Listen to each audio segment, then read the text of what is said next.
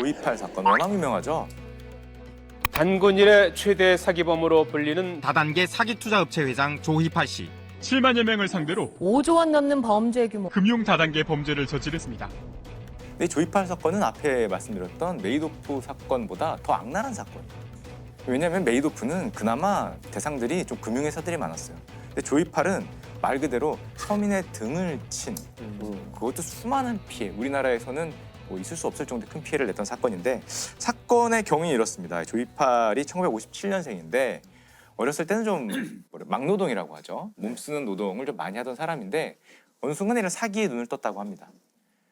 사기에 눈을 떠서 2004년에 어떤 새로운 돈을 버는 방법을 가져옵니다. 물론 아까도 말씀드렸지만 이 방법은 그럴듯한 방법이면 돼요. 뭐냐는 상관없습니다. 이 사람이 내세운 거는 요즘에 나이 든 사람이 많이 늘어나니까 의료기기의 수요가 늘어날 거다. 그러니까 나한테 돈을 주면 내가 그 돈으로 의료기기를 사서 이걸 리스를 해주겠다. 많은 사람들한테. 그럼 매달 그 리스료가 들어올 테니까 우리 수익률이 되게 좋을 거야. 그러니까 나한테 돈을 줘. 내가 의료기기를 사게. 처음에는 네가 그걸 팔 수 있을까라는 생각을 많이 하니까 사람들이 돈을 조금씩 줬죠. 근데 앞에서 폰지 사기 때처럼 조금 준 거에 대한 수익률을 약속된 대로 줍니다.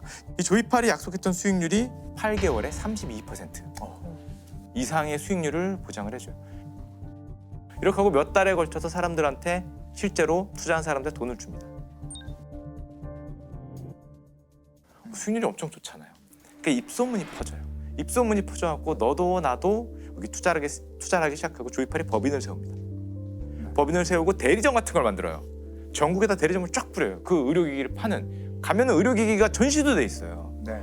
전국의 센터만 49곳을 만들어서 사기를 조직적으로 쳤다 그럽니다. 그리고 사업 설명해야 하는데 지금까지 이렇게 많은 사람들이 다 수익을 받아갔다. 당신은 뭐 하십니까? 뭐 이런 소리를 하는 거니까. 그래서 실제로 엄청나게 많은 돈이 몰립니다. 이 조이팔 사건도 밝혀진 이유는 뻔합니다. 원래 이 조이팔이라는 사람부터 이렇게 메이도프처럼 수십 년을 하려고 한 생각이 없었어요. 네. 왜냐면 그런 명망이 없잖아요. 누가 보더라도 금방 무너지기 때문에 최대한의 돈을 빨리. 빨아들여 쓴 그 순간에 갑자기 전화를 안 받아요.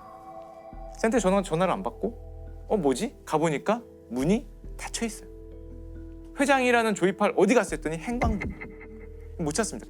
그때서야 부랴부랴 이제 검찰에 뭐 전화하고 금융감독원에 전화해서 2008년에 경찰이 회사를 압수수색하게 되는데요. 이 조이팔 일당은 전산망을 다 부셔버리고 컴퓨터를 다 부셔버리고 돈을 들고 이미 도망갔다고 하고요.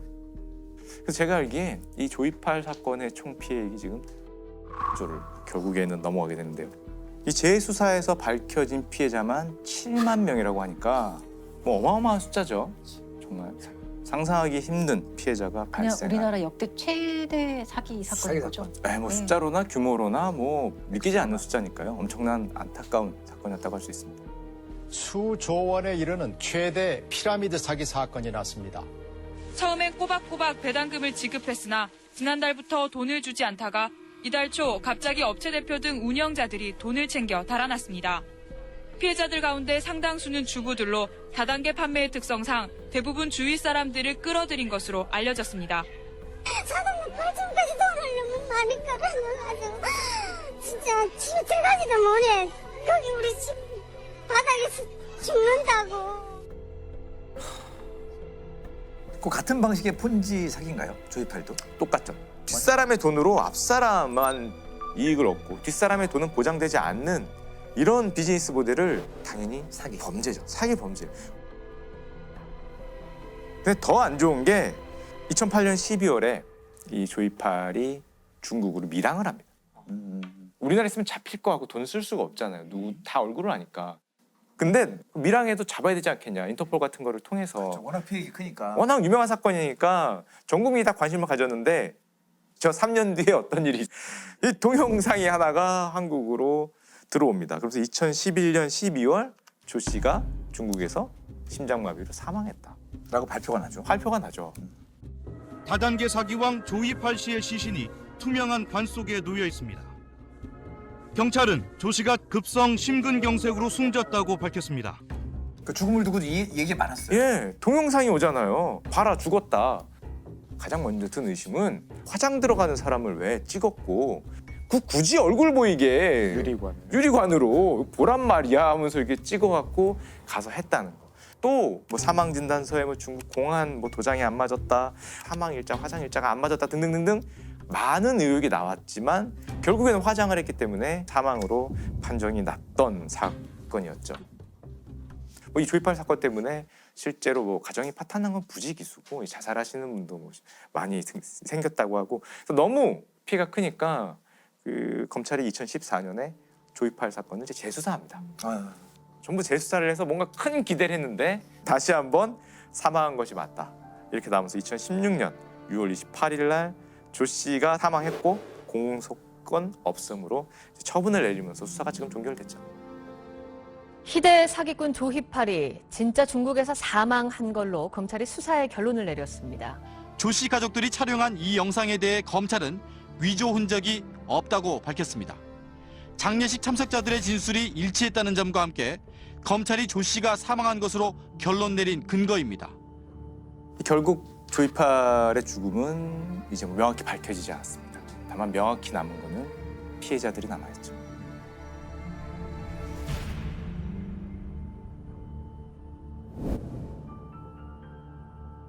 야, 이게 폰지 사기가 100년이 넘었어요. 시간이 지나도 계속 벌어지는 이유가 뭐라고 생각하세요? 일단 폰지 사기의 근본적인 모든 사기가 그렇지만 우리 욕심이 좀 있잖아요. 1년에 30%, 1년에 40%, 심지어 막 100%. 그렇게 훌륭한 돈을 버는 모델이 잘 없습니다, 이 세상에. 잘 있으면은 그건 어떻게 되냐? 상장 회사가 돼요. 그렇죠. 거기 투자하려고 그렇게 뛰어다니는 사람들도 못 찾는데 갑자기 어느 날 누군가가 나한테 와서 30%, 20%, 뭐 50%를 보장한다면 뭔가 문제가 있는 거죠. 저는 보장이란 말이 제일 위험한 말 같아요. 보장은 불가능합니다. 그렇죠. 섣불리 보장이라고 얘기한다는 말은 다른 말로 하면은 위험이라는 말을 숨기는 거예요. 인간이 제일 싫어하는 감정 중에 하나가 불확실하다는 거거든요. 그거를 건드려주는 것이 이 사기 수법의 가장 핵심이라고 보여집니다. 나는 보장할 수 있어 라는 한마디만 있어도 꿈과 희망을 가진 사람들은 의존하게 되거든요. 그렇죠. 그런데 정말 유명한 말이 있어요. 아마 다 아실 거예요. 미국 경제학자 밀턴 프리드먼이 한 얘기인데 세상에 공짜 점심은 없다. 그러니까 수익이 있으면 위험도 있다. 그렇죠. 위험이 있으면 수익이 있고 두 개가 같이 가는 겁니다. 그러니까 아주 솔깃한 귀를 조금만 좀 무디게 만드는 게 좀 필요하지 않나 하는 생각이 들어요. 관심이 좀 부족했구나 생각하게 하는 그런 범죄도 관심이 있죠. 좀 부족했다. 부족했다. 그걸 깨닫게 하는 범죄. 네. 이게 농인사회 조희팔 사건 이렇게 불리는 사건이더라고요. 일단 뭐 조희팔은 다들 아시죠. 예. 대한민국 역사상 최대의 피라미드 사기를 저질렀던 범죄자고 피해액이 뭐 몇 조쯤 되는 거니까요. 제가 지금 말씀드리려는 사건도 뭐 그런 비슷한 피라미드 사기 사건이고요. 이 사건의 특이한 거는 농인사회에서 벌어졌다는 거. 근데 이제 청각장애인이랑 농인은 달라요. 그러니까 후천적으로 청각장애를 입을 수 있잖아요. 베토벤처럼. 그렇죠. 네, 원래 청인이었다가 어떤 식으로든 청력을 상실을 해서 청각장애인이 된 경우에는 다른 사람의 말을 듣지는 못하지만 자기는 말을 할 수 있죠. 이분들은 청각장애인이고요. 선천적으로 귀가 안 들리는 경우, 어릴 때 말을 구어를 익히기가 매우 어렵고 들리질 않으니까. 네, 그래서 나이가 들어서도 구어를 잘 사용하지 못하는 경우가 있습니다. 그리고 수어를 자기의 제일 언어로 사용을 하게 되는 경우가 이런 경우를 농인이라고 합니다. 농인에 이제 대비되는 말은 청인이라고 부릅니다. 네. 농인사회라고 할 때 여기서 농인은 굉장히 끈끈해요. 네, 농인들이 농학교를 다니게 되다 보니까 거기서 선배, 후배, 동창 이렇게 막 이어지게도 되고요. 또 이제 우리를 도울 수 있는 사람은 나와 정체성이 같은 사람이 나를 이해하고 나를 도울 수 있다. 그러니까 끈끈하기도 하지만 좀 폐쇄적이기도 하죠. 폐쇄적이죠. 네. 그런 집단 폐쇄성이 있기 때문에 제가 말씀드리려는 사건이 일어난 거기도 한데요. 뭐 농인사회 조이팔이라는 거는 별명이고 실제로는 행복팀 사기 사건. 네, 농아인들이 같은 신체 장애를 겪고 있는 농아인들을 상대로 조직적인 사기를 벌여온 것으로 드러났습니다. 현재까지 파악된 피해자만 500여 명, 피해액은 280억 원대입니다. 총책 A씨를 포함해 조직원 대부분이 농아인입니다.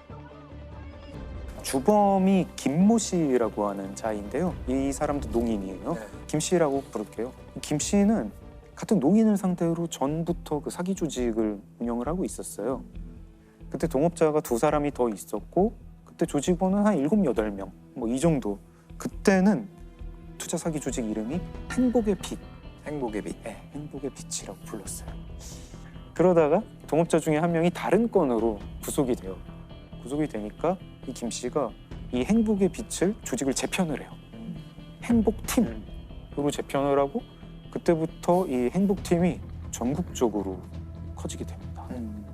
투자자를 이제 모으는데 전부 농인을 상대로 모으고 이 농인들이 아까 말씀드렸듯이 그 농학교 선후배 학연이 있다 보니까 자기 선후배 동창들을 찾아가지고 우리 행복팀이라는 거에 투자를 해라. 그러면은 원금의 몇 배를 주겠다. 3개월 안에 2배, 뭐 3배 뭐 이렇게 주겠다라고 얘기를 하면서 굉장히 집요하게 설득을 했다고 해요. 되게 큰 조직인 것처럼 자기들을 포장을 해요. 지금 부동산 개발업자가 높으신 분이라는 분이 있는데 이 사람은 농인은 아니다. 청인인데 근데 이 사람이 옛날에 길거리에서 쓰러졌었어. 쓰러졌는데 어떤 농인이 이 사람을 도와줬대. 그래서 스토리를 만들어. 네. 이 사람은 농인들에게 은혜를 갚기 위해서 이 사업을 하는 거야. 이분 이름은 지금 말할 수 없어. 높으신 분. 높으신 분이라고 하자. 이 사람이 아파트랑 공장을 지으려고 한다. 여기에 투자하면 석 달 안에 얼마로 불려주겠다. 그리고 거기 공장을 지으면 너를 일하게 해주겠다. 또 너한테 일자리를 줄게. 나중에 연금도 줄게. 뭐 이런 식으로 막 설득을 하는데 일자리 준다는 얘기에 농인들이 마음이 많이 움직였다고 해요. 보통 이제 농인들이 좋은 일자리를 구하지 못하니까 특히 되게 이 높으신 분이라는 사람은 사실 실체는 없죠. 그냥 그 아까 김 씨예요. 김 씨, 총책인 김 씨. 김 씨는 뭐 사업을 해본 경험이 있느냐? 전혀 없어요. 전혀 없고 세차장에서 일한 적이 있고 목욕탕에서 세신 일을 한 적이 있는 그런 정도예요. 그리고 투자금을 받는 농인들한테 집을 담보로 돈을 빌려라. 대출을 받는 걸 좀 어려워하면 대출 알선까지 막 해줬어요. 좀 구어가 되는 사람들로 의사소통팀을 꾸려가지고 제2금융권에 이 농인을 데리고 가서 이 사람한테 대출을 해줘라. 뭐 이렇게 해가지고 돈을 받고 작게 투자한 분은 뭐 한 200만 원에서 300만 원, 많이 투자한 분은 뭐 7억 원 이렇게까지 있었다고 해요. 나중에 경찰이 검거를 해서 보니까 피해자가 한 500여 명, 그리고 이제 피해액은 한 280억 원. 그게 다 그 피 같은 그 농인들이 한 분 한 분 뭐 몇백만 원에서 몇천만 원, 몇억 원 이렇게 모은 돈이었죠. 그렇게 해서 돈을 모아가지고 조직원들이 지역 팀장한테 돈을 보내고 팀장이 지역 총책들에게 보내고 이 지역 총책은 4개의 총책이 있었어요. 대전, 경기, 경남, 서울 뭐 이런 식이고 색깔을 뭐 부여를 했습니다. 뭐 파란 팀, 하얀 팀, 뭐 노란 팀. 이 팀장이 그 받은 돈을 현금으로 바꿔가지고 김 씨한테 상자에 넣어가지고 보내는 구조였어요. 그 은행 거래 내역을 숨기려고요. 그리고 한 달에 뭐 2-3번씩 모여가지고 단합대회도 열었습니다. 그런 단합대회가 정말 이렇게 종교단체 비스무리하게. 그러니까 피라미드가 하는 형태의 일을 다 했네요, 보니까. 네. 경쟁심도 좀 유도를 했죠. 뭐 등급을 A, B, C, D 등급으로 그 조직원들을 나누고 2천만 원 이상 내야 제일 밑에 D 등급을 벗어나는 건데 D 등급은 공장을 지어줘도 일을 할 수 없다. 이러면서 돈을 더 내게 유도를 했죠. 그리고 탈퇴하려는 움직임을 누가 보이면은 4-5명이 거기를 찾아가서 휴대폰을 빼앗고 협박도 하고 회유도 하고 심지어 뭐 농인 부부 중에 뭐 한쪽이 탈퇴를 하겠다 이러면 이혼각서를 쓰게 하고 심리적인 그 인지를 만든 거죠. 검은 배경에 가면을 쓴 남자가 수화를 하는 영상입니다. 투자를 거부하거나 조직을 탈퇴하려는 농아인을 협박하는 내용입니다. 충성 맹세를 하게 하고 배신하면 끝까지 찾아내 죽인다는 조직 강령과 합숙 훈련도 했습니다. 세뇌 수준의 합숙 교육도 했습니다. 형편이 어렵고 금융 지식이 부족한 농아인들을 노렸습니다. 농인이시기 때문에 이 사건이 알려지기가 쉽지 않았을 것 같아요. 네네. 2016년인데요. 그 농인 한 분이 경찰서에 찾아가가지고 신고를 해요. 지금 농인한테서 투자금을 받는 사람들이 있는데 좀 이상하다. 뭐 이런 식으로 신고를 하니까 경찰에서도 그는 좀 민사 같은데요. 네, 뭐 이렇게 되돌려 보내고 해서 이분 서울 분인데 창원 중부경찰서에 가서 신고를 하고 거기서 수사를 하게 됩니다. 이런 경우는 경찰도 힘들겠지만 변호사도 구하기 쉽지 않을 것 같고 그 수어 통역인이 있긴 해요. 있긴 하지만 되게 힘들어요. 쉽지 않아요. 네, 왜냐면 구하기도 이 힘들고. 사건 내용이기 때문에 다 듣고 이해하고 그래야 되는데 그러니까 앉아서 정말로 통역하는 것처럼 조사 같이 참여해야 되는데 그분이 말하시는 100%가 전달된다고 볼 수는 없어요. 네. 농인분들이 신고를 꺼렸던 것 중에 하나가 그런 경찰서 장벽도 문제였던 거고요. 그러네요. 첫 그 신고인은 창원 중부경찰서에서 이 A4지로 필담으로 신고를 필담으로. 하셨대요. 근데 그 필담으로 신고를 하는데 4시간이 걸렸대요. 그리고 경찰이 듣고 보니까 뭔가 수상하죠. 수상해서 탐문 수사를 하게 됩니다. 탐문 수사를 해보니까 이게 피해자가 전국에 있는 것 같다. 전국적인 조직인 것 같다. 그리고 감독급들은 이제 금융계좌 같은 거 추적을 하고 명단을 확보해서 사무실도 압수수색을 하고 그렇게 합니다. 경찰이 집안 곳곳에서 현금이 든 상자를 찾아냅니다. 투자 사기로 가로챈 돈으로 피의자 2명의 집에서 현금 7억 원이 나왔습니다. 총책급 피의자들은 고급 수입차를 몰며 호화 생활을 한 것으로 드러났습니다. 여튼 검거는 다 했고 검찰이 기소를 하면서 구형을 했는데 처음에 김 씨한테 그 7년 6개월을 구형을 합니다. 그러니까 전국 농인들이 이 피해자 농인들이 난리가 났어요. 7년 6개월이 뭐냐. 얘는 농인 사회를 망가뜨린 아주 악질적인 사기 범죄자인데. 액수가 몇백억 대인데. 그러니까요. 너무 구형이 낮네요. 네. 여기서 이상한 논란을 하나 소개를 해드리려고 하는데요. 이 형법 11조가 지금 들으시면 좀 놀라실 거예요. 특히 당시 법조문은요 이렇게 돼 있었어요. 농화자의 행위는 형을 감경한다. 지금은 이게 표현은 바뀌었거든요. 지금은 표현이 듣거나 말하는데 모두 장애가 있는 사람의 행위에 대해서는 형을 감경한다. 형을 감경할 수 있다가 아니라 감경한다입니다. 표현은 바뀌었지만 본질은 그대로죠.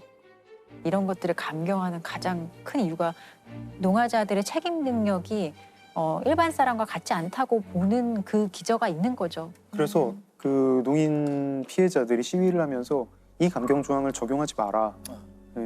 검찰도 공소장을 변경을 해가지고 더 높은 상습 사기랑 범죄단체 조직 혐의를 적용을 해요. 범죄단체 조직. 네, 범죄단체 조직. 근데 피라미드 사기에 범죄단체 조직 혐의가 적용된 거는 처음이라고 해요. 그래서 1심에서 김 씨가 징역 20년을 선고를 받는데 2심에서 형량이 더 높아집니다. 23년. 그리고 대법원에서 확정이 돼요. 이게 농인 사회에서 타격이 컸을 것 같아요. 엄청난 타격이 됐죠. 일단은 뭐 제일 쉽게는 경제적 타격만 얘기를 하면은 막 자기 집을 담보로 막 몇 억씩 이렇게 대출을 받았던 분들은 특히 이제 그 제2금융권에서 대출을 받았던 분들은 한 달 이자가 막 몇백만 원씩 나오는 분들이 생겼어요. 그래가지고 그 이자를 감당을 못해서 극단적인 선택을 하는 분도 생겨 나왔습니다. 이렇게 기사도 보면서 되게 마음이 아팠던 게 행복팀이 농인들을 꿰일 때 썼던 말이 제일 마음이 아프더라고요. 청인처럼 살게 해주겠다. 청인처럼 좋은 일자리를 주겠다. 이 말에 그렇게 많이들 마음을 열고 이걸 하겠다고 하는데 이거를 수사를 하신 이제 창원 중부경찰서의 수사과장님이 되게 멋있는 분이시더라고요. 전국의 농인 상대로 이런 범죄에 당하지 않는 법, 그 예방책을 강연을 하세요. 작게는 그런 교육이나 농인 눈높이에 맞는 자료도 벽을 허무는 행위겠고요. 농인 취업 또는 농인에 대한 교육, 더 나아가서는 우리 모두의 인식 개선이 거기에 해당될 것 같습니다. GT. 네. 그 유명했던. 네. 유명했던 G 쇼핑몰 사건이죠. 제가 기자 초년병 때 취재를 했었고 그게 지금 동대문 역사문화공원역 바로 옆에 있잖아요. 이 사건을 제대로 얘기를 하려면은 1990년대 중반으로 좀 거슬러 올라가야 돼요. 혹시 거평 프레아타운 네, 알죠. 네. 저도 많이 들었던 얘기인데 거평 프레아타운. 네. 1990년대 중반에 하여튼 그 거평 프레아타운이라는 패션 쇼핑몰이 올라가요. 그런 거를 이제 분양형 쇼핑몰이라고 그럽니다. 그 전에 있던 그 재래시장하고 다르게 여기는 조명도 밝고 뭐 탈의 시설도 있고 뭐 이러다 보니까 그 젊은이들이 옷을 사러 굉장히 많이 몰려요. 그래서 이게 이제 굉장히 호황을 하니까 그때 그런 쇼핑몰들이 많이 올라갑니다. 밀리오레, 타, 에이 뭐 이런 거. 저 그때 90년대 그 당시 그 앞에서 노래 많이 했습니다. 저희 가수들한테 그 엑스포에 이어서 맞아요. 저희 가수들이 거기 초대돼가지고 맞아요. 1층에 주로 그런 무대들 맞아요, 많았죠. 맞아요. 예. 뭐 굉장히 히트를 했는데 이 건물이 어떤 구조로 만들어지는 거냐면은 이 건물을 이렇게 올리겠다라고 하면 설계도가 있잖아요. 네. 그럼 설계도를 막 금을 쳐요. 막 금을 치면 그 사각형 하나가 점포인 거예요. 4평짜리 점포 하나가 막 1억, 층이 좋고 목이 좋으면 막 2억 이런 거예요. 그럼 이 건물 하나 올리면은 그런 점포가 막 2,000개, 3,000개씩 나오는 거죠. 그래서 이거를 분양을 해요. 분양을 하면은 뭐 1억, 2억 돈을 내서 그거를 가지고 건물을 올리는 거예요. 뭐 이랬는데 여기서 그게 될 것 같으니까 이 윤창열이라는 사람이 내가 동대문 역사문화공원역 바로 옆에 지상 16층, 지하 7층으로 거대한 쇼핑몰을 짓겠습니다 하고 이제 사람들을 모아요. 사람들을 모아가지고 2001년에 그걸 분양을 하는데 대박이 납니다. 대박이 나서 분양 3개월 만에 분양률이 60%가 돼요. 이게 이제 당시에 그런 분양형 쇼핑몰 기준으로는 굉장히 성공한 분양인데 이제 투자자는 수천 명이죠. 그러니까 이제 언론에 관심이 쏟아지죠. 언론에 관심이 쏟아지고 인터뷰를 할 때 보면은 지쇼핑몰 사업은 그 중구에 건물 하나 올리는 게 끝이 아니다. 전국에 여기도 만들고 여기도 만들고 해가지고 유통혁명을 내가 일으키겠다. 뭐 이래가지고 사람들이 오, 대단한 사업가인가 보다 그랬어요. 이 건물 언제 지어지나 하고 기다리는데 일단은 그 건물 짓기로 한 그 부지에 다른 건물이 있었는데 이게 철거가 안 되는 거예요. 철거가 안 되고 이 윤창열 씨는 자기 돈이 그때 처음에는 7억 원밖에 없었대요. 7억 원. 네, 이 지쇼핑몰 사업은 수천억 원짜리인 거예요. 그리고 일단 부지 확보도 해야 되고 네, 나중에 뭐 건설하려면 정말 수천억 원이 드는 거죠. 나중에 보니까 사채를 많이 썼어요. 사채를 많이 썼고 당시에 파산한 건설업체 중에 한양이라고 있었어요. 그걸 자기가 인수하겠다. 나서고 인수를 성공을 합니다. 성공을 하는데 자꾸 뭐 특혜 의혹 뭐 이런 게 막 들리기 시작하고 슬슬 검찰이 이 지쇼핑몰을 들여다보고 있다. 내사를 하고 있다. 이런 소문들이 막 돌아요. 약간 투자자들이 겁을 먹고 있던 와중에 이 사람이 체포가 돼요. 체포가 되고 구속이 됩니다.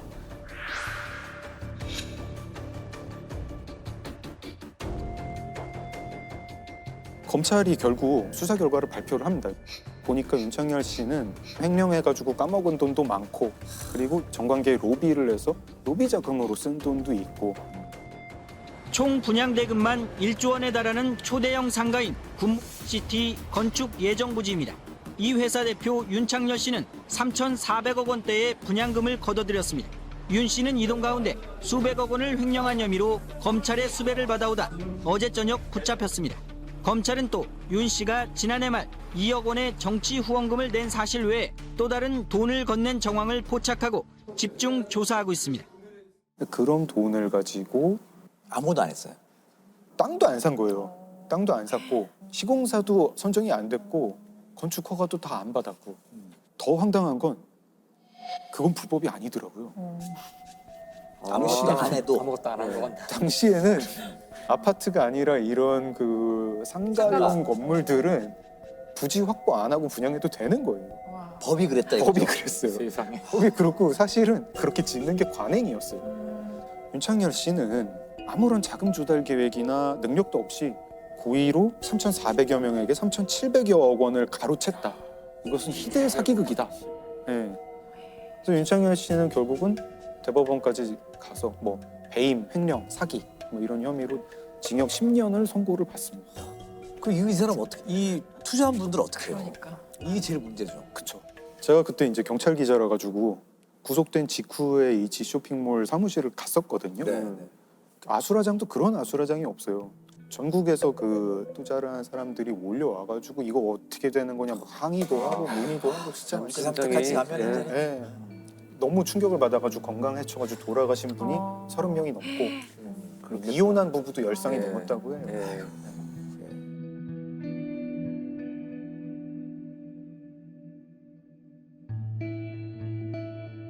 이분들이 모여요. 그 투자자들이 모여가지고 협의회를 만들어요.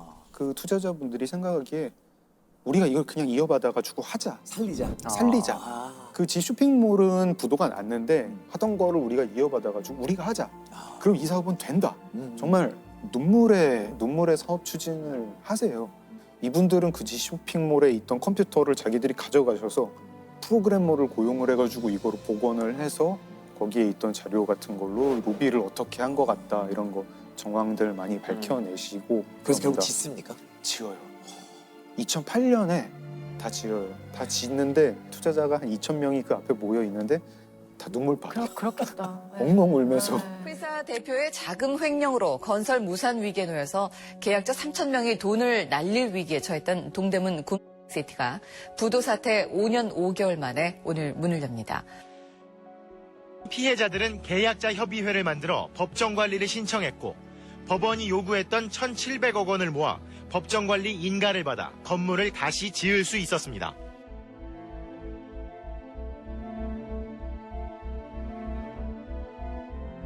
자, 그래서 지어졌습니다. 그 후에 어떻게 됐나요? 우여곡절이 이렇게 많았는데. 이게 해피엔딩이면 참 좋겠는데 왠지 해피엔딩인 것 같았는데. 아니구나. 그 사이에 패션 시장 트렌드가 바뀌어가지고 일단은 인터넷으로 많이 사죠. 인터넷으로 온라인으로 주문하는 시대가 됐고 쇼핑몰 자체가 이제 이 분양형 쇼핑몰이 많이 비어 있어요. 맞아요.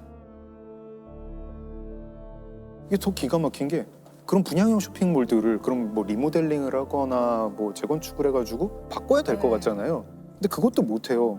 왜냐하면 이 건물은 주인이 수천 명이기 때문에 의견이 모아지기가 너무 힘들어. 이렇게 가는 게. 그 윤창현이라는 사람은 결국 출소하고 그냥 또 잘 살아가는 건가요? 이분은 이제 만기 출소하죠. 만기 출소해서 또 사업을 하겠다고 지인들한테 돈을 빌려요. 근데 그 돈을 못 갚아요. 그래가지고 사기 혐의로 다시 교도소에 갑니다. 그래서 이번엔 4년 6개월. 4년 6개월을 살고 있는데 재작년에 그 코로나가 서울 동부구치소에서 갑자기 퍼졌어요. 집단 감염이 됐어요. 제가 집에서 뉴스를 보고 있는데 동부구치소에서 처음으로 사망자가 나왔는데 그 사람 이름이 윤창열이라는 거예요. 보니까 그 사람이 그 사람 맞더라고요. 지난달 27일 첫 발생 이후 관련 확진자만 762명, 서울 동부구치소는 첫 사망자까지 나왔습니다. 지난 2003년 3,700억 원대 굿시티 분양 사기의 주범 윤창열 씨가 다른 사기 혐의로 수감 중 확진됐던 겁니다. 그 사람 참 인생 참 기구하다. 그래도 의미를 부여하고 싶은 것 중에 하나가 법이 바뀌었어요. 이제 이 투자자분들이 막 요구한 것도 있고 사람들도 이 지쇼핑몰 사태로 이건 이렇게 하면 안 되겠다라고 생각을 해가지고 이제는 그런 식으로 분양을 못 합니다. 착공 신고를 하거나 좀 골조 공사를 한 다음에 분양을 하게 돼서 이런 사태는 다시 안 벌어질 것 같아요. 자, 이 보면 사람이 많이 모이는 좀 서울의 중심지다 보니까 좀 안타까운 사건이 많은 것 같아요. 아유, 여기 서울 목소리가 결정적 단서가 된 사건이 있었나요? 네, 있습니다. 이거는 2011년 서울 강서에서 발생한 사건인데요. 뭐 무속인 보험 사기 사건으로 아마 알고 계시는 분들이 많이 있습니다. 2011년 12월 31일에 119로 누군가 전화를 합니다. 네, 누구세요? 이분이 왔잖아요. 의식 상태 안 좋아요? 없어요. 이런 신고를 받고 이제 구급대가 이제 현장으로 갔죠. 갔는데 이미 도착을 해보니까 사망을 했습니다. 그렇게 갑자기 급사한 것으로 사망 처리가 되고 사건은 끝났는데 그로부터 4개월 뒤에 보험사에서 경찰청 장기미제 수사팀에 의뢰를 하는데요.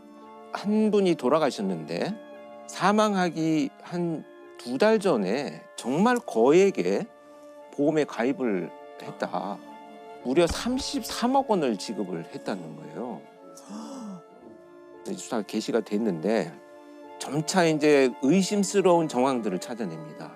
이 사람의 생활에 비해서 엄청난 보험금을 계속 지급을 했다는 이제 정황이 나왔죠. 그리고 장례를 치르진 않았어요. 갑자기 다음날 화장을 그냥 해버렸습니다. 그럼 더 이상합니다.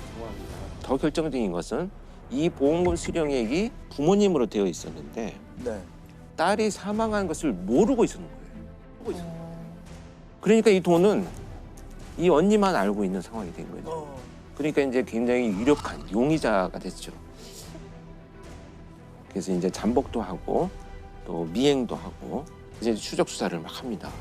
하는데 이 수사팀이 정말 대단한 게 뭘 포착하냐면 휴대폰을 손에 들고 있는데 공중전화를 거는 것을 봅니다. 그러니까 수상하다. 그래서 통화한 사람 상대자가 있잖아요. 이 상대자를 누군가를 찾아봤더니 광주광역시에 사는 A라는 그냥 남성이었어요. 네. 그래서 이 A씨라는 사람의 명의로 가입된 전화를 확인을 해보니까 수신된 전화는 굉장히 많은데 발신 전화는 유일하게 도시가스공사에 전화를 한 것이었어요. 그래서 이 도시가스에 전화를 해가지고 그 음성 녹음을 이제 받아요. 받아서 보니까 분명히 그 휴대폰의 주인공은 남성인데 여성이 통화를 한 목소리입니다. 이 전화. 그래서 이 A씨를 찾아갑니다. 일단 도대체 어떻게 된 거냐라고 했더니 A씨는 사실은 나한테 자주 찾아오는 손님인데 신용불량자가 되어가지고 휴대폰 개설이 어려우니 내 명의로 해서 그냥 빌려줬다라고 합니다. 네. 이 여성이 과연 누굴까라고 수사를 전개하다가 혹시라도 일치하는 부분이 있을까 싶어서 처음에 보험사에 가입을 할 때 녹음된 음성과 대조를 해봤더니 이 여성의 목소리가 같았던 겁니다. 살아있었던 거네요? 살아있었던 겁니다. 그러니까 이 사건의 내막은 보험금을 수령하기 위해서 자기 명의로 보험을 수억 원을 들어놓고 네. 아무도 찾지 않을 노숙을 하는 체격과 나이와 이런 것이 비슷한 여성을 네. 우리 집에서 일을 허드렛 일을 좀 해달라라고 유인을 해서 살해합니다. 네. 그리고 자기가 사망한 것처럼 자기의 신분증을 넣고 이 언니가 가족으로 가서 사망 선고를 받고 화장을 해버린 거죠.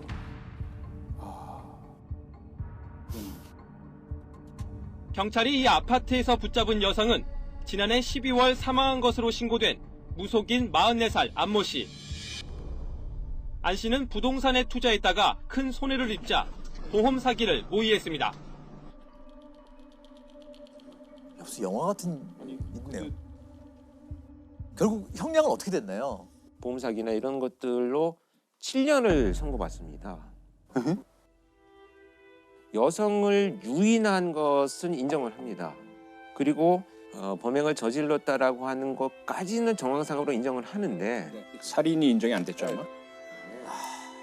왜냐하면 가장 중요한 지금 시신이 발견되지 않았기 때문에 끝까지 본인은 법정에서 부인을 하고요. 이 시신이 없고 살해의 방법이 없기 때문에 재판장에서 이것을 인정 못한다는 거예요. 초기에 이제 많은 정보들을 이제 놓쳤던 사건이죠. 물론 결론만 말씀드리면 뭐 법정에서 지문만큼 또는 DNA만큼 증거 능력이 있다 이렇게 볼 수는 아직까지는 한계가 있지만 진범을 체포할 수 있는 단서가 되는 거죠. 자, 이렇게 증거가 중요한 만큼 이 범죄자들은 계속해서 증거를 없애려고 하는 것 같아요. 그렇죠. 사실 오늘날 가장 이제 중요하고 강력한 증거라고 한다면은 DNA라고 할 수 있어요. 근데 DNA 증거가 조작될 수 있을까요?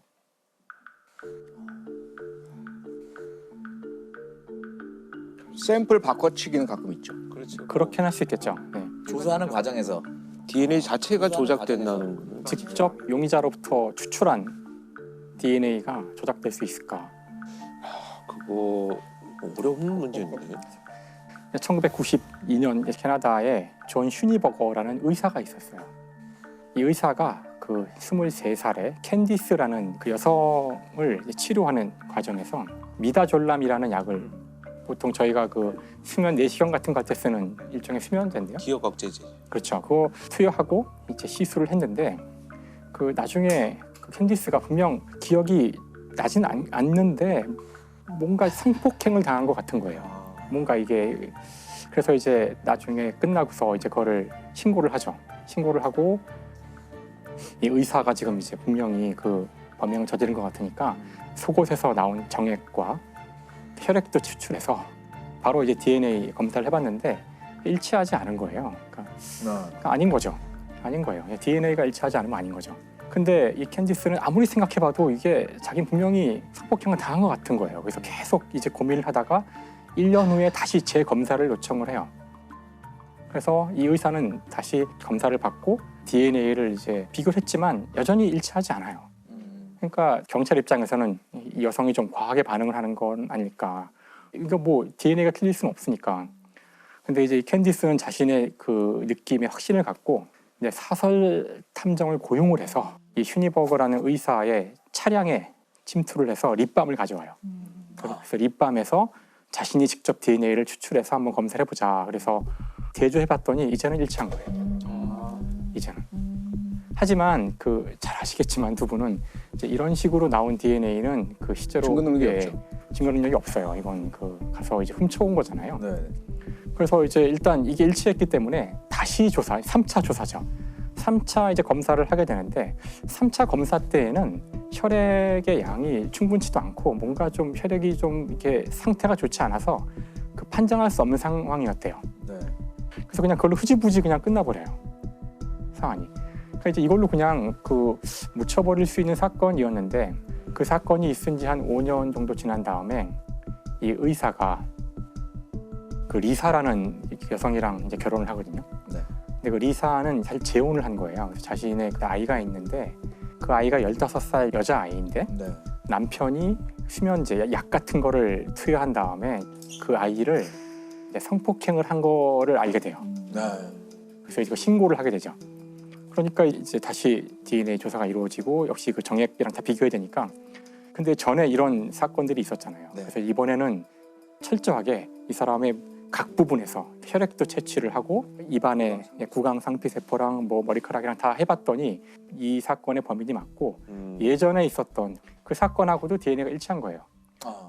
그럼 도대체 이게 무슨 도대체 처음에 1차, 2차 때 도대체 무슨 일이 있었길래 일치하지 않았던 것일까? 그랬더니 여기서 정말 그 상상을 이제 초월하는 그런 그 내막이 있었는데 이 슈니버거라는 이 의사는 그 자신이 DNA 검사를 받을 줄 알고서 펜로드 드레인이라는 의료 장비가 있어요. 이제 튜브거든요. 보통 수술이 끝난 다음에도 각종 오물이 나와서 이게 부풀 수가 있어요, 상처가. 그런 거를 빼내기 위해서 관을 삽입해 놓으면은 오물이 빠져나오도록 하는 그런 관인데 펜로드 드레인을 한 15cm 정도를 자른 다음에 그 안에다가 다른 사람의 혈액을 넣은 거예요. 그리고 그 관을 자기 팔에 삽입을 하는 수술을 본인이 한 거죠. 그런 다음에 DNA 검사를 위해서 주사 바늘을 넣을 때 그 펜로드 드레인에다가만 딱 놔서 거기서 피를 뽑은 거죠. 그러니까 정말 그 우리의 상상을 초월하네요, 진짜. 그러니까 두 차례에 걸친 DNA 검사에서는 계속 일치하지 않은 걸로 나오고 세 번째 검사 때는 사실 이제 피가 다 부족하기 때문에 2번이나 뽑았기 때문에 그래서 충분치 않았고 시간이 많이 지나서 이게 좀 많이 손상되고 그랬던 거죠. 근데 그때는 충실하게 조사를 하지 않았기 때문에 넘어갔던 거예요. 그러니까 정말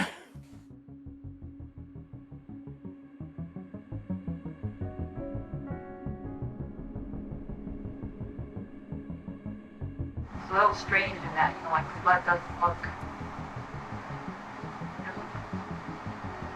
kind of fresh. I don't know.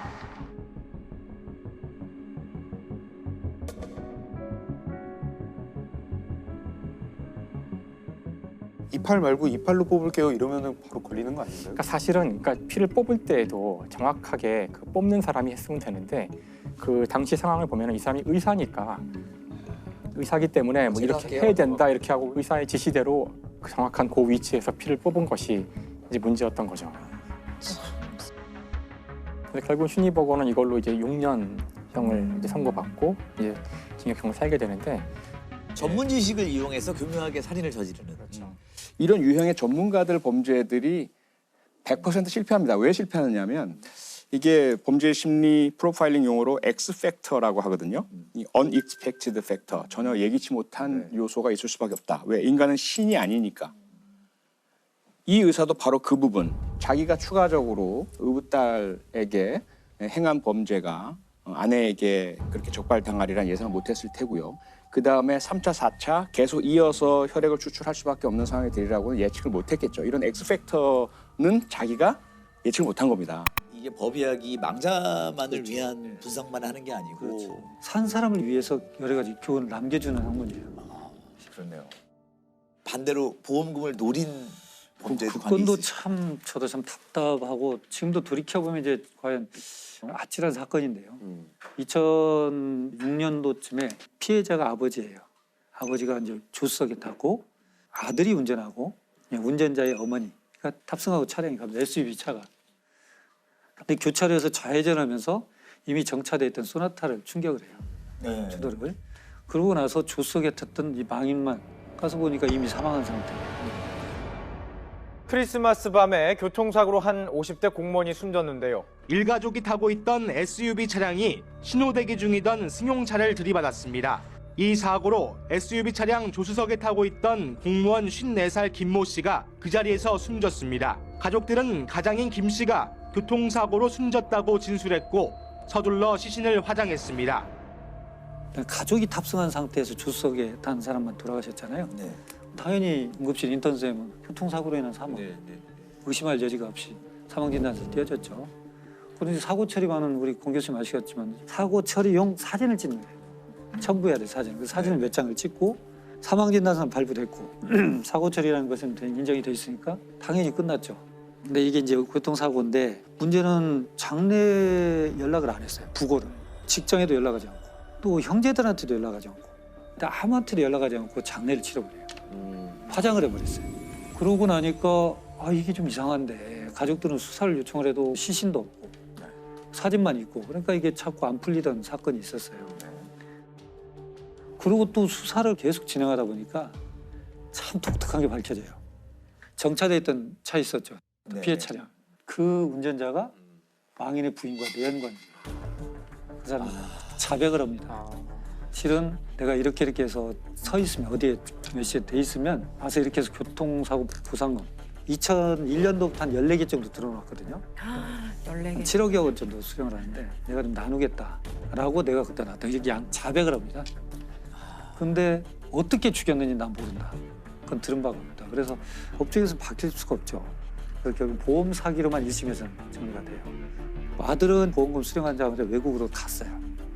기소 중지가 되고 그 부인은 보험 사기로 5년형 또 공범인 내연하면 1년 징역 살고 경찰은 이제 단순 보험 사기뿐만 아니라 살인 사건으로 이제 중점을 두고 증거에 대한 계속 추적을 했습니다. 왜냐하면 그때 탔던 SUV 차량 충돌 과정에도 에어백이 터지지 않았어요. 또 하나는 그때 교통사고 분석을 해보니까 시속 약 40km 미만으로 가고 있었던 속도이기 때문에 탁승자가 사망할 수 있다 이렇게 생각할 수가 없는 상태거든요. 근데 지금 2008년도에 저한테 이제 자문 의뢰가 됐죠. 근데 시신이 없구나 그러면 할 수가 없어요. 제 입장에 참 어렵다. 사건 계획을 다시 한번 들어봤어요. 그래서 보니까 그렇게 했는데 사진상 보면 전방 유리창이 2군데가 깨져 있어요. 거기에 2군데가 충돌돼 있으면 누군가가 2번 부딪혀야 되거나 또는 조수석이니까 뒷좌석에 탔던 부인이 부딪히거나. 부인과 운전자인 아들은 아주 정상이거든요. 근데 이게 좀 이상하다. 근데 시신 장례식장에서 찍은 사진이거든요. 지금 교통사고 처리반이. 근데 딱 뒷면을 보는데 시반이 형성이 잘 돼 있어요. 시반이라는 게 그 피가 고여가지고 그럼 결국은 우리가 사망했다 그러면 심장이 멈추는 거거든요. 심장이 멈추면 혈액이 돌아다닐 힘을 잃어요. 그럼 이건 맥체이기 때문에 중력이 작용하는 방향으로 그대로 이동을 해요. 그냥 시간이 걸립니다. 어느 정도 자리를 잡으면 색깔이 나타나기 시작해요. 근데 이 사람은 앉아있는 상태에서 사고가 나고 응급실 가서 계속 실려가면서 등 뒤로 이동할 수 있겠죠. 근데 시반이 사망한 지 1시간 반 만에 그렇게 형성될 수가 없어요. 조수석에 타기 전에 이미 누워있는 상태에서 시반이 형성됐어야 돼요. 사망 시간을 그 훨씬 전으로 봐야 돼요. 그래서 2심에서는 이게 이제 무기징역이 되죠. 그리고 이제 살인 혐의가 돼서 외국에 나와 있던 아들은 민터폴로 체포가 돼서 들어왔죠. 일단 둘 다 이제 무기징역. 단순 교통사고 같았지만 망자의 부인과 아들이 범인으로 지목됐습니다. 김 씨 앞으로 14개의 보험이 가입돼 있었고 피해 차량 주인이 숨진 김 씨 부인의 내연남인 것도 의문이었습니다. 재판부 역시 김 씨가 살해된 상태로 사고를 당했다고 판단했고 김 씨의 부인과 아들에게 각각 무기징역을 선고했습니다.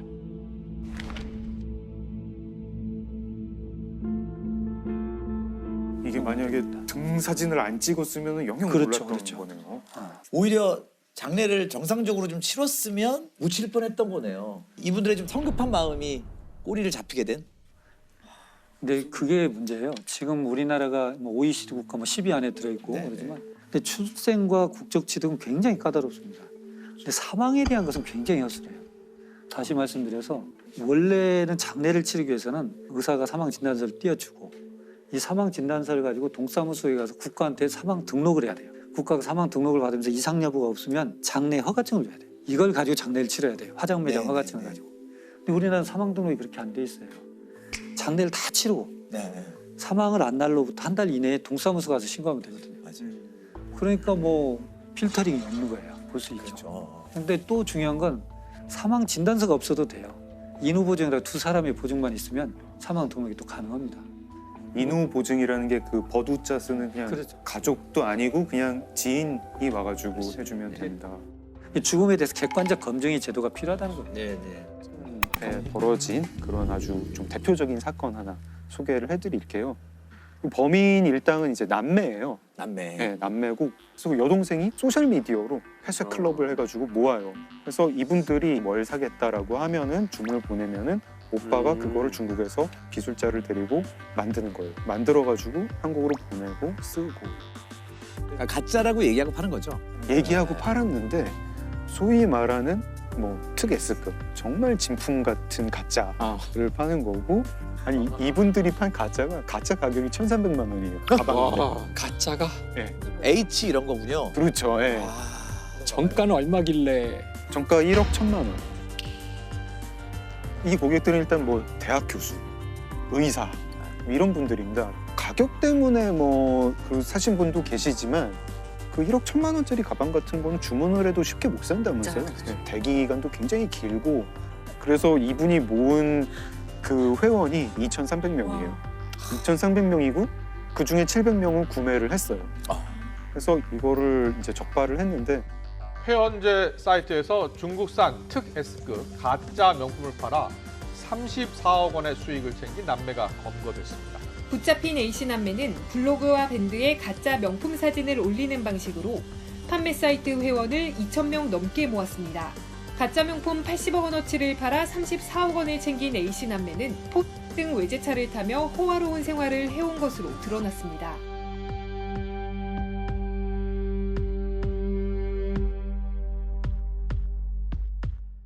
근데 이런 사건 같은 경우에는 진짜 지적재산권을 가진 그 회사가 고소를 해야지 범죄가 성립이 되는 건가요? 아니면 그냥 적발할 수 있는 건가요? 적발할 수 있는 겁니다. 네. 그 회사가 고발하지 않아도 우리가 이제 지나가다가 사실은 짝퉁 판매업소를 보고 고발을 하면은 경찰이 수사를 하고 기소를 할 수가 있어요. 그 회사들은 이제 그런 걸 기초로 해서 손해배상 청구를 하는 거예요. 너 때문에 우리의 브랜드 이미지가 이렇게 하락했고 그걸로 수익을 봤으니까 이 정도는 손해로 계산을 해서 우리한테 배상을 하라. 민사로는 저를 나가야 예. 근데 짝퉁을 만드는 건 분명 범죄인데 짝퉁인 거를 인지하고 구매하는 거는 범죄인가요, 아닌가요? 아, 구매하는 건 범죄가 아닙니다. 구매하는 거? 네, 짝퉁은 사는 사람은 처벌을 받지 않아요. 그래서 우리가 좀 약간 좀 죄의식이 없죠. 자기 이거 사는 걸로 인해서 피해자가 있다는 생각을 잘 못해요. 그냥 가벼운 마음으로 짝퉁을 샀다고 생각을 하는데 사실은 범죄 조직의 수익이고 그 조직이 어디서 성매매업소 만드는데 투자를 한 셈일 수도 있습니다. 네. 이게 그냥 수요 없어지면 싹 없어질 만한 범죄거든요. 그렇죠. 수요가 있으니까 수요 때문에 공급이... 생기는 범죄잖아요. 네. 제가 오늘 낮에 그 압수물품 그 컨테이너 다녀왔는데 이런 것도 가짜가 있나 싶을 정도로 정말 그냥 생필품 우리 쓰는 거 그런 것도 가짜가 많아요. 여기가 그러면 이제 압수물품 놔두는 그런 네, 동원 창고입니다. 와. 이게 이렇게 있으니까 되게 좀 기묘하달까? 사실 이제 이 제품은 그 아울렛에서 판매했던 거거든요. 이거 사는 분은 그러면 진짜 이게 진짜인 줄 알고 썼던 거겠네요. 네, 그렇습니다. 이런 그라인더도 공업용 그라인더 가는 거요. 그렇죠. 그렇죠. 깨지면 쓸면 돼요. 막 돌아가다 날아가가지고 눈에 들어가고 막. 마스크도 짝퉁 있어요. 짝퉁인데 검정필. 한국 산업안전공단 검정필 획득. 이거는 한참 코로나 마스크 모자랄 때 할때 신고가 들어와가지고 이게 그 대란이 일어났었던 그 물건. 야. 그래서 만들자마자 인기 끈다 싶으니까 바로 그냥 또 짝퉁을 만들고 참. 아니 근데 이렇게 뭐 말씀만 듣다가 물건을 보니까 진짜 짝퉁 규모가 어마어마하다. 그러니까 저는 이게 꼭 명품보다는 뭔가 신용과 브랜딩이 된 제품은 짝퉁이 나오는 것 같아요. 그쵸. 네. 왜냐 그 이름 보고 다 사니까. 그런 걸 보여주는 사건이 있는데요. 2015년에 검거가 된 사건이고 천삼 위조 사건입니다. 천삼? 네.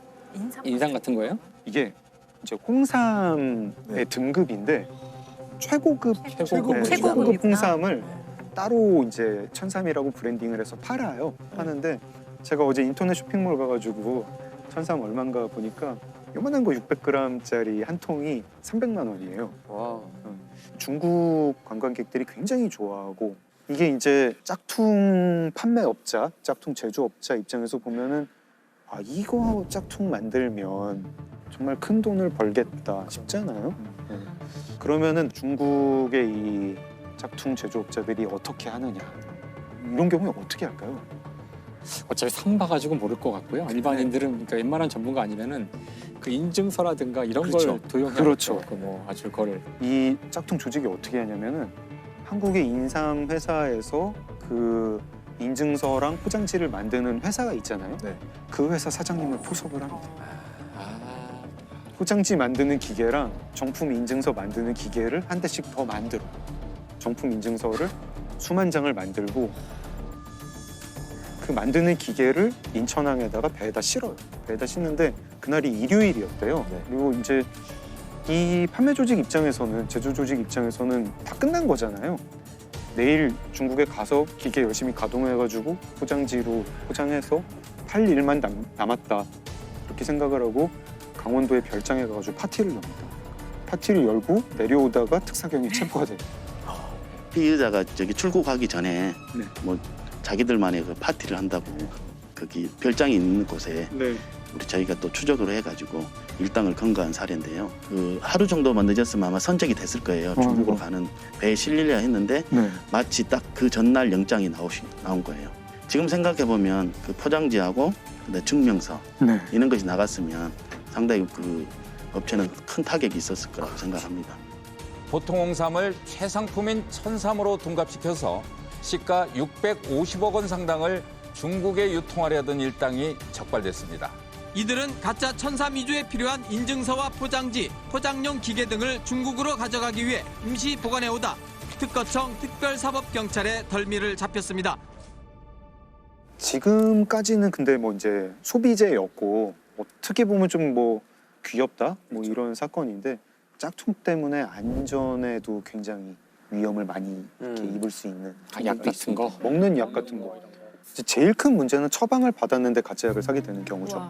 이제 기본 유통시장에도 뿌려져 있다. 기본 유통시장에 엄청 많이 뿌려져 있고 엄청 많이? 네, 엄청 많이 뿌려져 있고 아예 그걸 노리는 가짜 약이 나오는 게 이건 무서운 얘기네요. 말라리아 약을 그렇게 가짜 약을 만든다는 거예요. 이건 이게 아프리카나 이제 동남아에서 말라리아로 죽는 사람이 많은데 그래서 이제 국제기금 같은 데서 말라리아 약을 대량으로 사서 이제 쓸 수 있게 하는데 그거를 노리고 말라리아 가짜 약을 먹는데 이 약을 먹으면 효과가 없잖아요. 그래서 말라리아에 걸리는 거죠.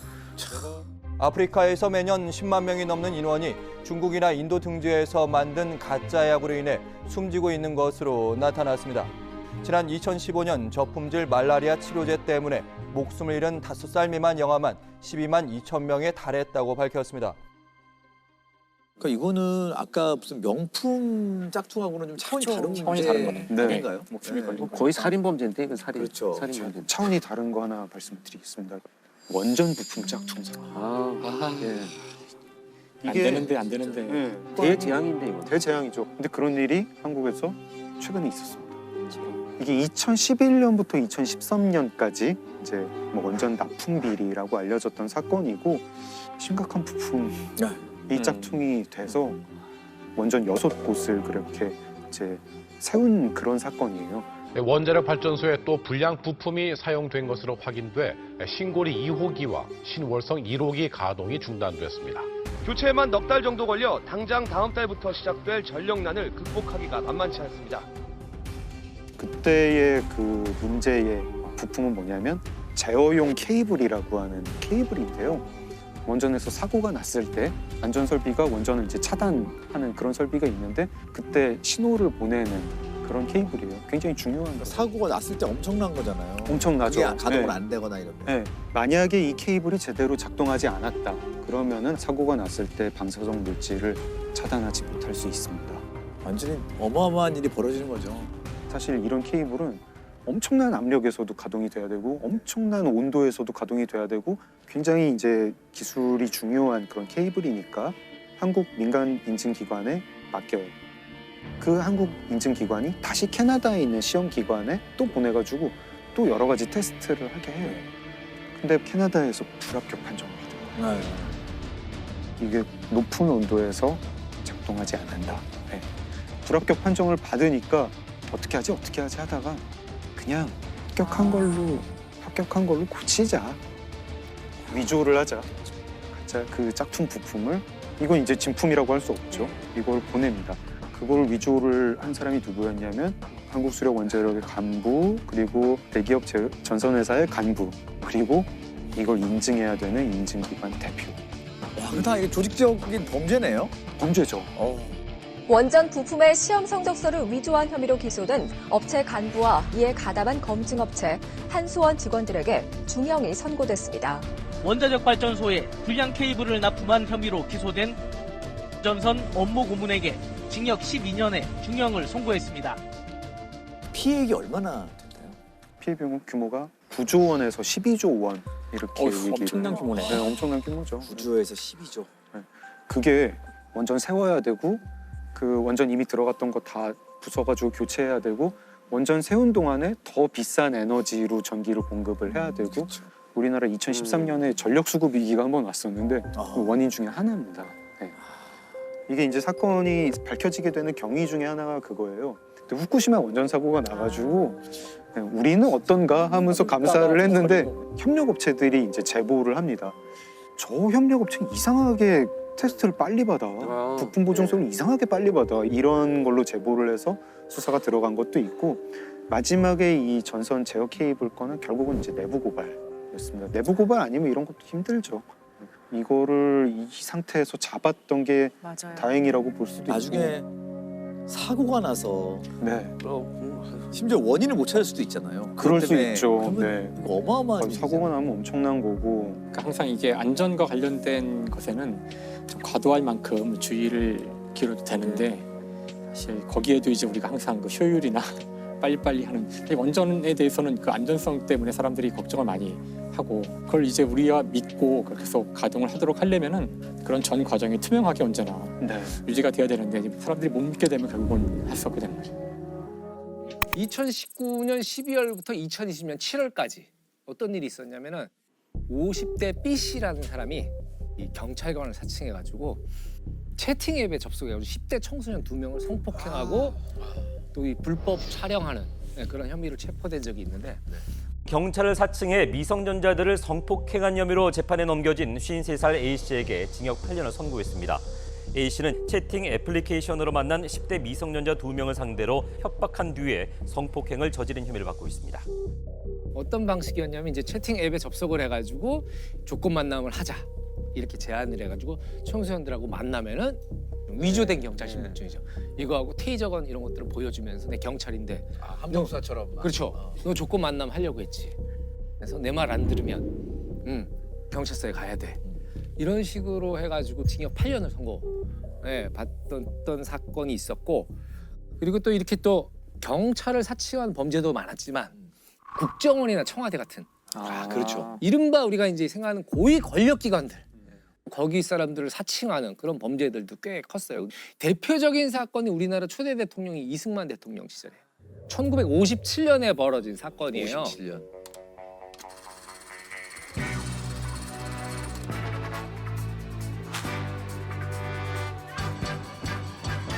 이승만 대통령이 자녀가 없었어요.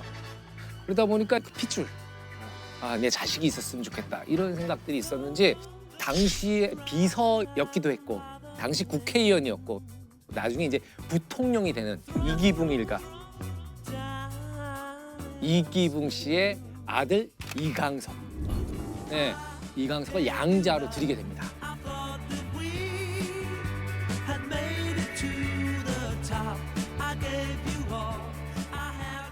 그 이강석은 졸지에 최고 권력자의 아들이 된 거예요. 네. 아들이 되면서 이제 이 사람이 행패를 부리기 시작하는데 백주 대낮에 헌병 정복을 입은 헌병 뺨을 때리고 파출소에 들어와서 막 집기를 파손하고 막 행패를 부려도 그걸 막을 수 있는 사람이 아무도 없었던 거예요. 그리고 또 이 이강석이 이제 그 서울대 법대 편입을 시도했다가 서울대 재학생들의 강한 반발로 또 무산된 적이 있고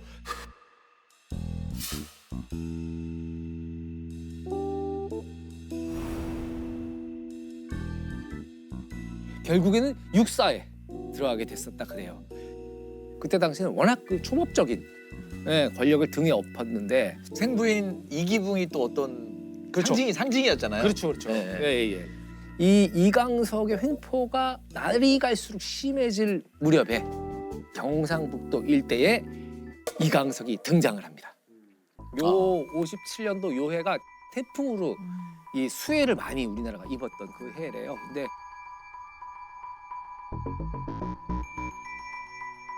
영남 지방 일대를 휩쓸었던 대폭우로 말미암아 수많은 건물과 인명 피해를 보았습니다.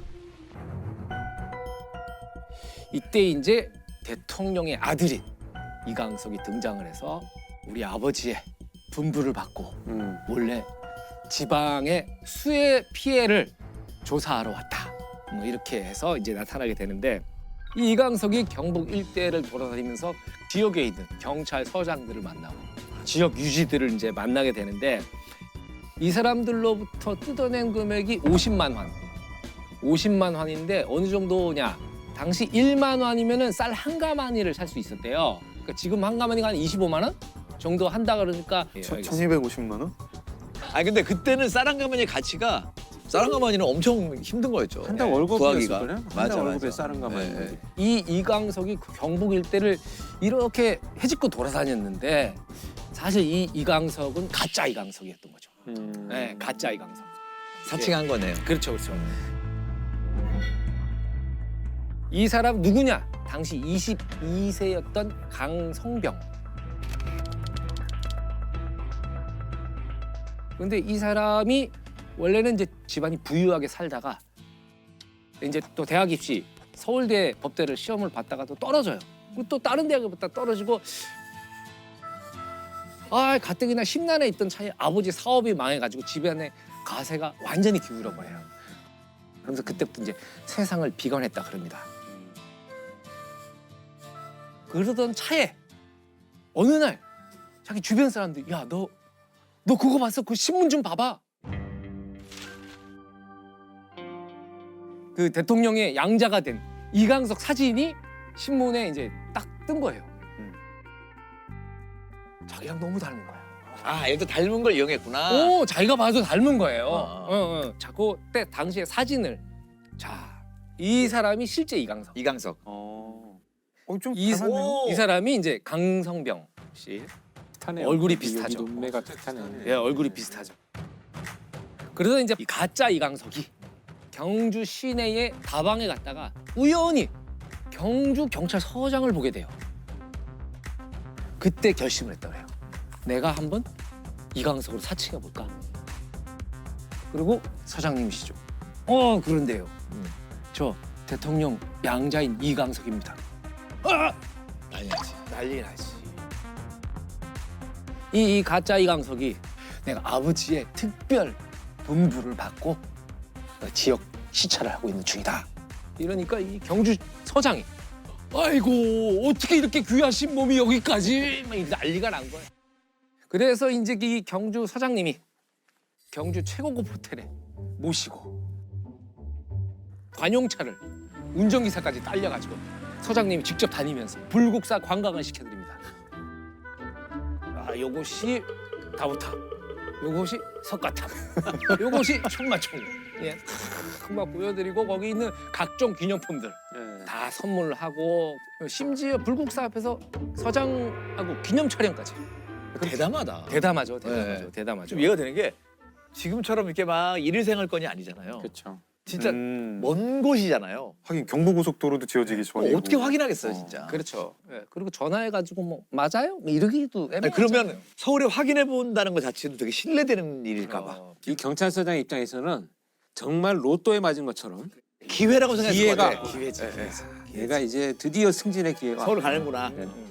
그래서 이제 경찰서장이 그렇게 극진한 대접을 하고 관용차로 해가지고 운전기사 딸려서 보낼 테니까 편하게 가십시오. 그러니까 이제 이 가짜 이강석이 경무관으로 승진. 그러면서 얼마나 설레었겠어. 그럼 이 서장님이 야 드디어 내 라인 탔구나. 그래가지고 이제 그 관용차를 운전기사가 딸린 관용차를 타고 영천으로 진입을 합니다. 영천에서도 이제 간 곳이 경찰서죠. 경찰서장과 또 만납니다. 그리고 또 경찰서장의 극진한 대접을 받고 다음날 이제 안동을 갔는데 소문이 났을 거 아니에요. 경찰서장들끼리다. 소문이 났을 거 아니에요. 그러다 보니까 이제 다음날 이제 숙소에서 딱 깼는데 안동에 경찰서장이 안동 소재 기관장들을 모두 대동하고 문안 인사를 하러 이 숙박 시설에 찾아오고. 근데 이때 이제 근데 내가 이 수재민들한테 좀 쌀을 사줘야 되는데 미처 그 돈을 못 갖고 왔네. 그러면서 이제 여기서 돈을 뜯어내요. 이 경북의 유지들 이분들한테 이 3일 동안 뜯어낸 금액이 46만 5천 원. 뜯어낸 큰 돈이죠. 거죠. 그거 진짜 큰 돈이죠. 그리고 이제 뭐 다음 날 대구로 갑니다. 대구. 그리고 경북 도지사를 만납니다. 참 좀 이제 꼬리가 좀 길어지네요. 그죠? 관사에서 도지사를 만나죠. 도지사 오셨습니까? 막 얘기를 하는데 이 도지사 경북 도지사가 보니까 좀 이상한 거야. 비서도 없고 말이야. 아무리 내사라 그래도 좀 수상하잖아요. 수상인데 때마침 운명의 장난일까요? 이 경북 도지사의 아들과 이강석이 친분이 있었대요. 실제 이강석이. 그러니까 좀 이상하니까 아들한테 야 네가 와서 얼굴 좀 확인해봐라. 그러더니 이제 이 경북 도지사 아들이 아빠 아니야. 강석이 아니야. 3일 만에 체포가 됩니다. 이 사기 행각 3일 만에. 그리고 이제 그 대구에서 이제 재판이 열립니다.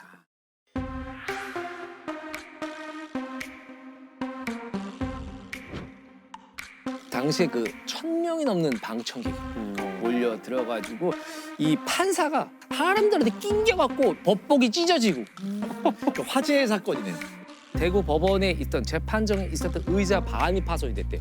사람들을 치워가지고 그 정도로 아무튼 떠들썩한 사건이었는데 재판에서 이제 범죄 동기에 대해서 물어봤을 거 아니에요. 그랬더니 이제 이 가짜 이강석이 뭐라고 얘기했냐면 신문을 통해서 이강석이 헌병 뺨을 때리고 집기를 파손하고 이래도 아무 일이 없다는 걸 보고서 무슨 일이든 내가 해도 되겠다 이렇게 생각을 했다 그래요. 그리고 대한민국 관리들의 부패함을 테스트할 수 있었다. 헐리우드 같았으면 60만 달러의 배우 연기료를 받을 수 있었던 연기였다. 뭐 이런 얘기까지 했다 그래요. 아니 가짜 이강석은 사람들이 재밌어했을 것 같아요.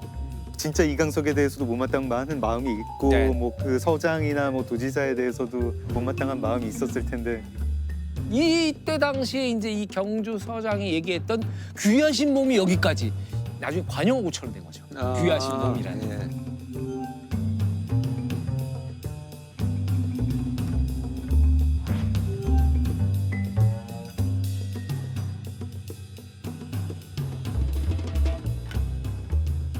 극진히 접대했던 관료들도 사실은 굉장히 벌을 받아야 되는 사람들 아닌가요? 네, 맞아요. 그래서 근데 그 5명의 경찰 고위 간부들은 감봉이나 견책 정도 되는 걸로 마무리됐다 그래요. 강성병 씨 징역 10개월을 선고받았어요. 10개월. 근데 좀 아이러니컬한 거는 그 4.19 혁명으로 이승만 대통령이 하야했잖아요. 그리고 그 이강석이 권총으로 이기붕과 어머니하고 자기 동생을 사살하고 자기도 이제 권총으로 자살하는 그런 사건이 있었는데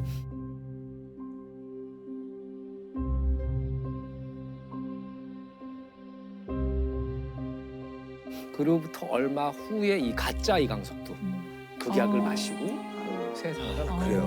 네.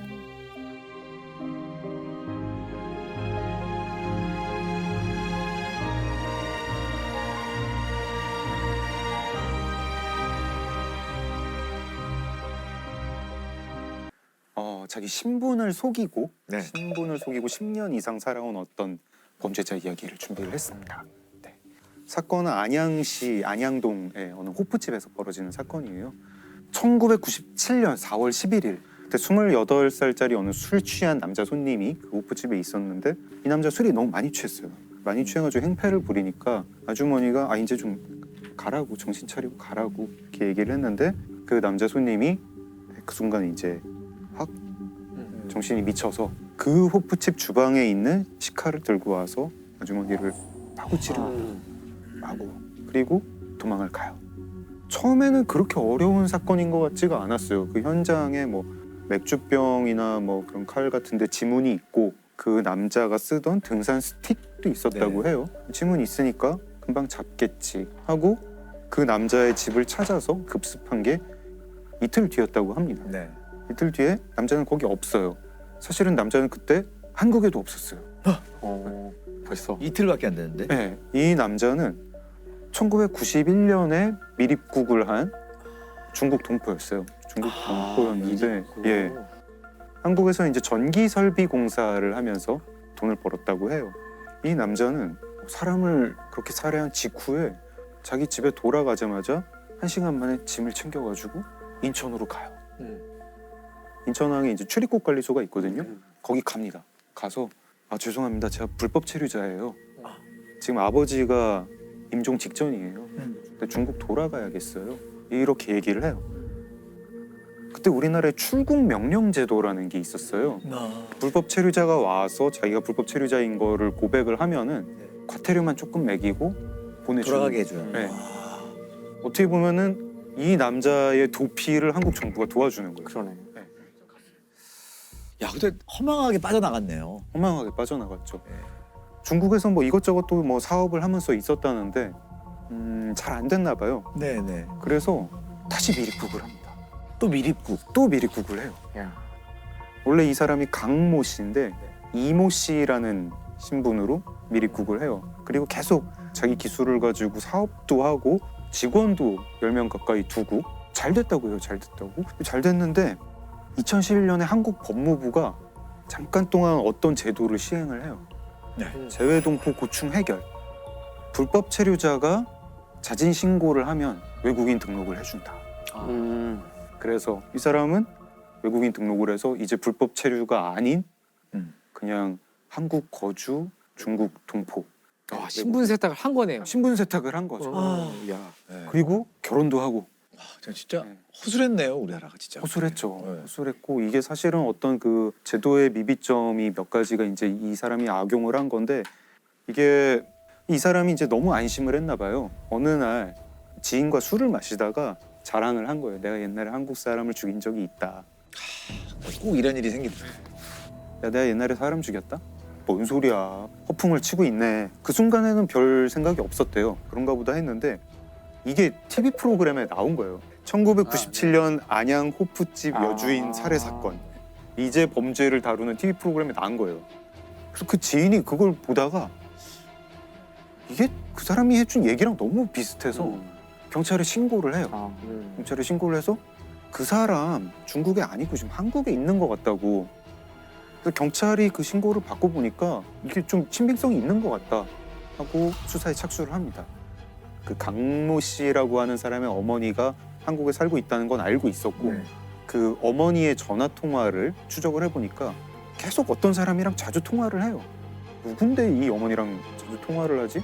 지문을 뗐더니 강모 씨가 1997년에 출입국 관리소를 나가면서 인천을 나가면서 그때 지장을 찍었어요.